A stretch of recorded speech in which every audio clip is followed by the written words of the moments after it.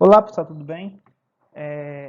A gente vai dar continuidade, né, ao nosso estudo de matemática, tá? Com o assunto de radiciação de números racionais, tá? A gente estudou na aula anterior sobre os números quadrados perfeitos, certo? E essa parte de radiciação, que é basicamente raiz quadrada, né, e raiz cúbica de números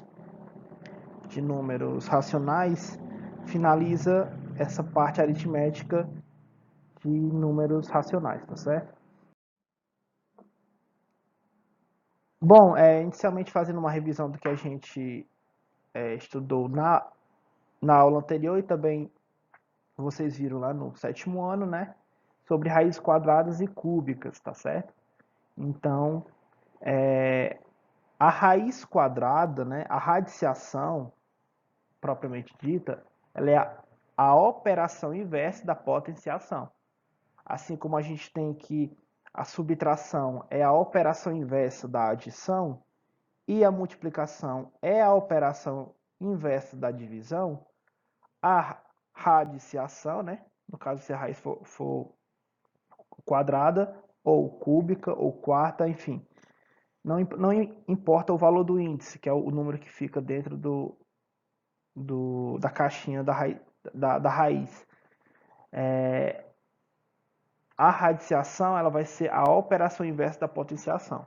Então, se, se for uma raiz quadrada, certo? A operação inversa dela vai ser uma potência de expoente 2. Se for raiz cúbica, a operação inversa vai ser uma potência de expoente 3. Se for raiz quarta, a operação inversa vai ser uma potência de expoente 4, e assim sucessivamente, certo? Então, por exemplo, 10 elevado ao quadrado ou 10 elevado à segunda potência é igual a 100, né? Lógico, 10 vezes 10 é 100. Isso quer dizer que se a gente colocar dentro, se nós tivermos uma raiz quadrada em que o 100 está dentro da raiz quadrada, né? Ou seja, o 100 é o radicando, é o termo que a gente usa, né? Para o número que fica dentro da raiz. Então, a raiz quadrada de 100 vai ser 10, certo? Da mesma forma como a raiz cúbica de 27 é 3, porque 3 elevado ao cubo, né? 3 vezes 3 vezes 3 é 27. E a raiz quarta de 6 vezes 25 é 5, porque 5 elevado à quarta potência, 5 vezes 5 vezes 5 vezes 5 é 625. Certo, ok, mas uma pergunta natural, quando a gente está estudando um número racional, né? Como a gente já viu, o número racional ele pode ser representado ou em forma de fração ou na forma decimal, né? Números com vírgula. Então, qual é o número na forma decimal que representa a raiz quadrada exata de um número racional, né? No caso desse número aqui, decimal 42,25, tá? Então, a primeira coisa que a gente tem que ter em mente é o seguinte: a raiz quadrada de um número decimal, certo? Ou no caso de um número racional, se ele não for um número racional não inteiro, ou seja, se ele não for um número inteiro, como no slide anterior, a raiz quadrada desse número vai ser um número não inteiro, ou seja, ele vai ser um número ou em forma de fração ou na forma decimal. Por exemplo, pegando essa mesma pergunta, né, desse quadrozinho negro. Então, a gente sabe que a raiz quadrada de 42,25 tem que ser um número entre 6 e 7, porque 42,25 é um número que está entre 36 e 49. A raiz quadrada de 36 é 6 e a raiz quadrada de 49 é 7. Então, a raiz quadrada de 42,25 tem que ser um número racional, né? Nesse caso, ele pode ser representado tanto na forma de fração ou na forma decimal. É um número decimal que está entre 36. Perdão, é um número decimal que está entre 6 e 7, né? A sua raiz quadrada. Aqui a gente tem a tabelinha, certo? Nessa segunda apresentação aqui embaixo, das potências de expoente 2, de alguns números decimais que estão entre 6 e 7, ou seja, de 6,1 até 6,5, tá? E a gente vê, usando essa tabela, que a raiz quadrada de 42,25 é 6,5, porque 6,5 vezes 6,5 é igual a 42,25.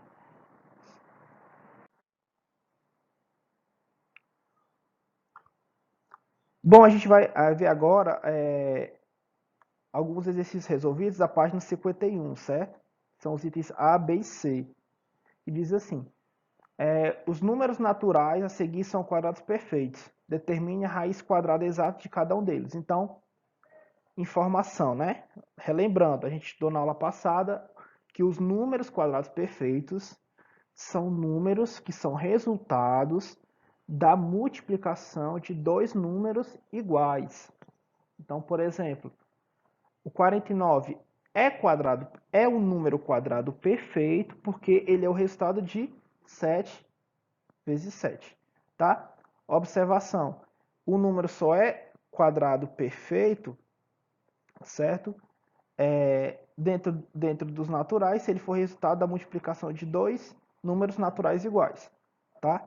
Então, o 484, qual é a raiz quadrada de 484? É 22, porque 22 vezes 22 é 484. Raiz quadrada de 6 vezes 25 é 25, certo? Porque 6 vezes 25 é o produto de 25 vezes 25. 729, a raiz quadrada de 729 é 27, porque 729 é o produto de 27 vezes 27. Bom, pessoal, agora a gente vai resolver um exemplo em que a gente vai utilizar o assunto de raiz quadrada para resolver uma questão de geometria, certo? É um exemplo aplicado. A terceira questão diz o seguinte, o enunciado. A área de um terreno quadrado mede 1.764 metros quadrados. A medida do lado desse terreno representa a raiz quadrada exata desse número. Quanto mede o lado desse terreno? Certo? Então, o que a questão diz é o seguinte. Tem um terreno quadrado em que a medida do piso desse terreno, né, a medida da área do piso é igual a 1.764 metros quadrados. A questão quer saber quanto mede o comprimento do lado desse terreno, certo?